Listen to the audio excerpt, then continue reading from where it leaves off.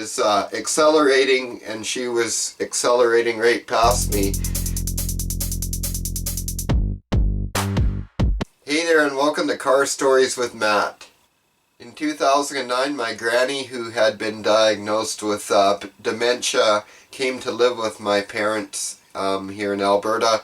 She had lived in BC previous to that and had an apartment kind of on her own near some relatives there, and it just got past the point of her living on her own, so she came to stay with my parents. And also around the same time, I had been laid off because of the economic crash that we had in 2009, and I was also at the time driving a 2009 Hyundai Accent, the only new car that I ever actually purchased, and my wife had arrived in Canada from the Philippines.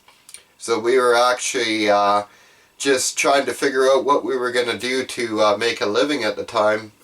You know, my wife just being new to Canada, and my granny basically needed a full-time caregiver.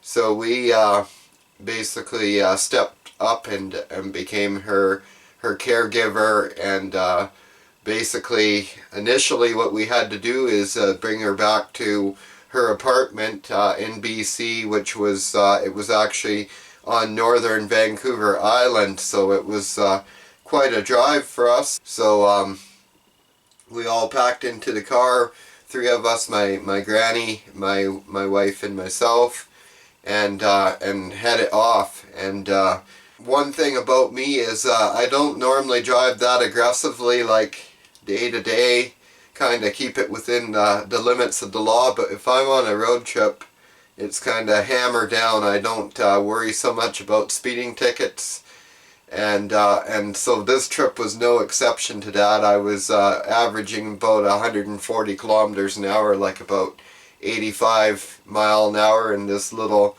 Hyundai, and my granny was kind of enjoying that. She had always been a quick driver as well and everything, and so, you know, we're zipping through the Rocky Mountains, and I just love that drive. I like to do it at a little bit of speed and really enjoy all those corners. And I remember I was, you know, being pretty aggressive in passing people and whatnot, and I kind of passed this one person, and it was coming to the end of a passing lane, but I really wanted to get past this one last car, and so, you know, I was hammered down. I was probably doing 160 at the time, like 100 mile an hour, and coming down this hill and coming to the end of the passing lane, and there was a big corner, and I just kept going right by him, ran out of passing lane, and I'm kind of like straddling lanes and trying, so I couldn't back off, I couldn't hit the brakes.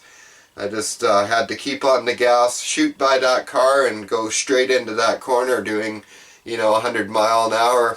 And those Accents, they're pretty zippy, like around town and stuff, but they're not really made for high-speed cornering on the highway. So that was pushing the limits of the car. I scared myself, to be honest, on that one. And I look over, and my granny's perfectly calm in the passenger seat.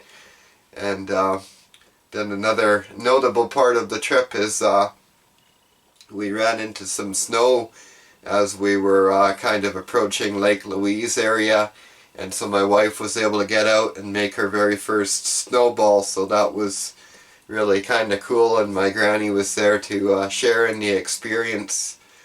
And anyways, other than that, the trip was fairly uneventful, and we got there, and we had to borrow a truck off of a relative there, this big diesel Chevy truck.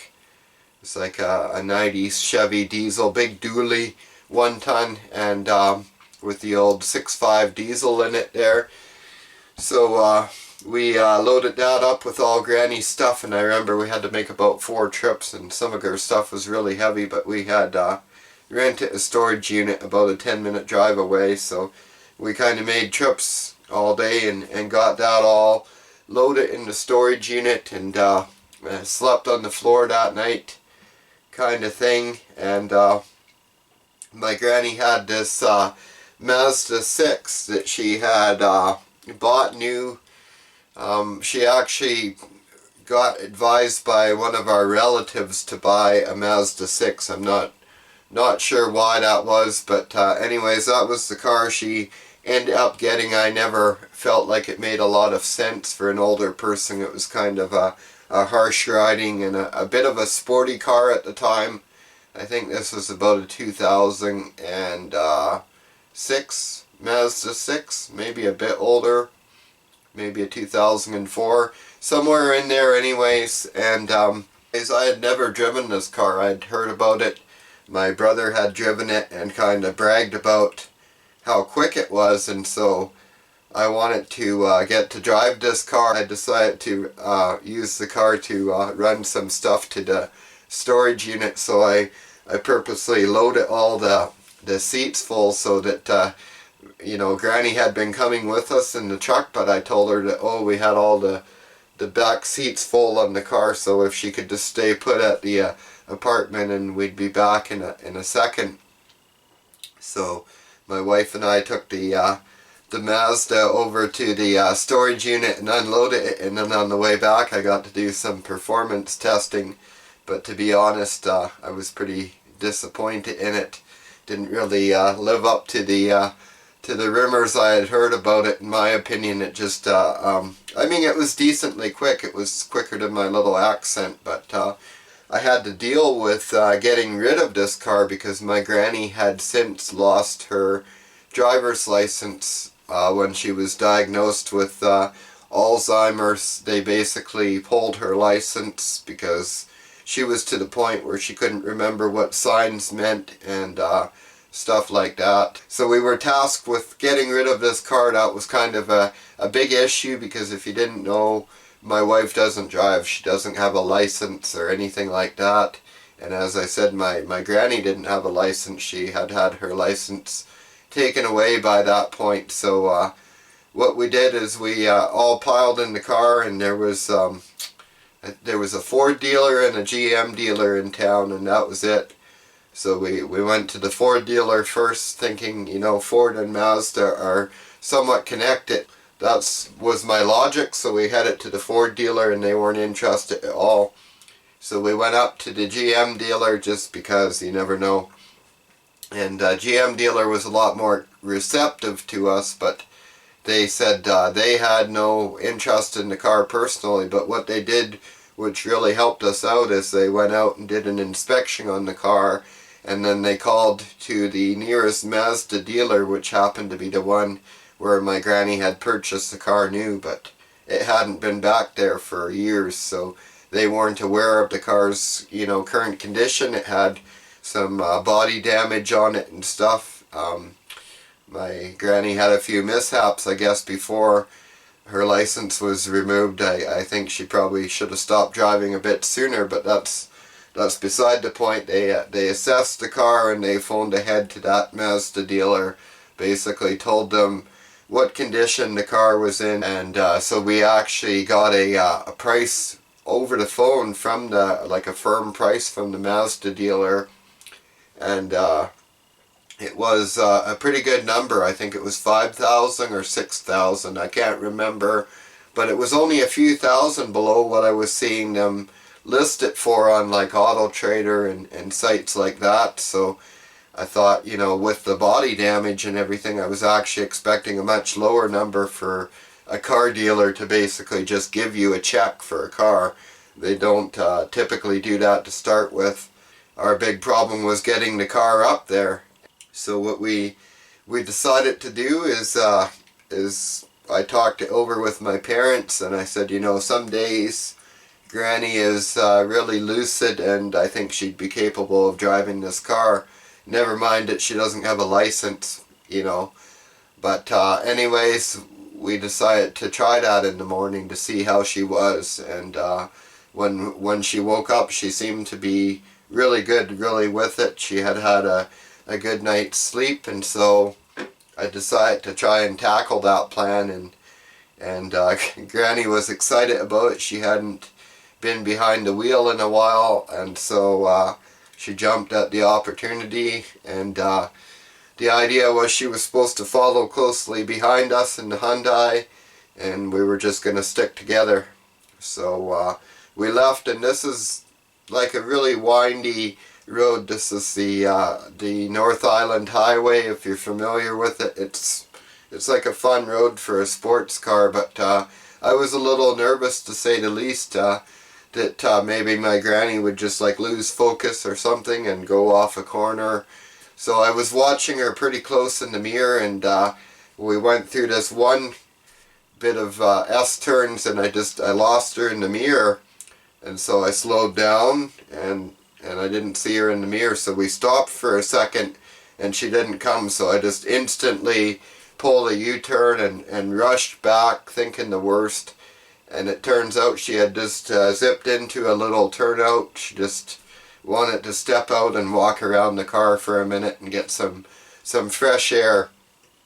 So we let her do that, and when she was feeling up to it, we continued on our way, and actually from that point on we never had a lot of problems. We tackled the whole North Island Highway there, and we got on to what is that? Where it becomes divided anyways. I think that's still the Island Highway, and but there's an area there where it's divided, and I think it's 110 kilometers an hour in places, and other parts of it are just 100 kilometers an hour, and it's heavily patrolled by aircraft there. So it's not an area where people speed generally. People might push it 10 over or something like that, but you don't see people just winging along, because you're going to get a ticket in the mail if you do.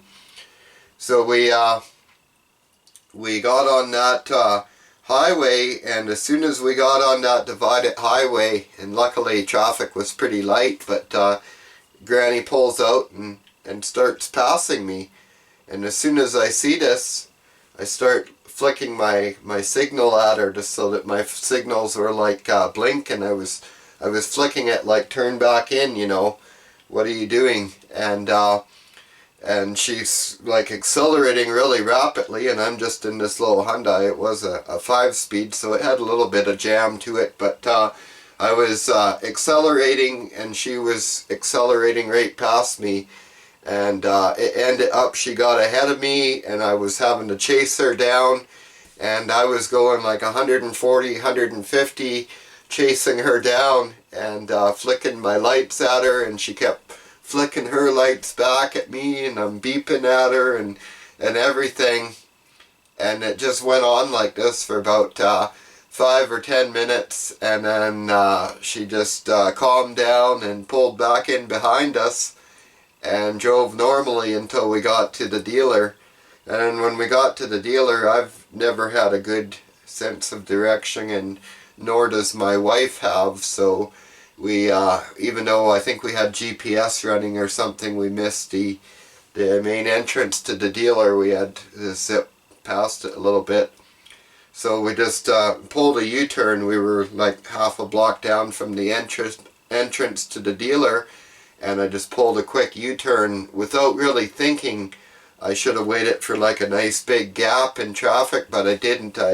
I pulled a quick U-turn, and there was a car coming fairly immediately, and I'm like, oh no, I hope, you know, Granny doesn't just blindly follow me and make a U-turn as well without checking traffic. And luckily she didn't, but she did make that U-turn before that close car came, and she just gunned it. Like she did see the car, and she just put it to the boards pretty well, squealed the tires, and whipped that Mazda around just in the nick of time to not actually cut off the car that was coming at her. And we pulled into the dealer and parked there, and you know, got there unscathed, and that was literally the last time my granny ever drove a car. So, you know, that was I guess pretty special, because she talked about that day a lot afterwards in the months following, and when she was on the phone with relatives and whatever, that was the thing from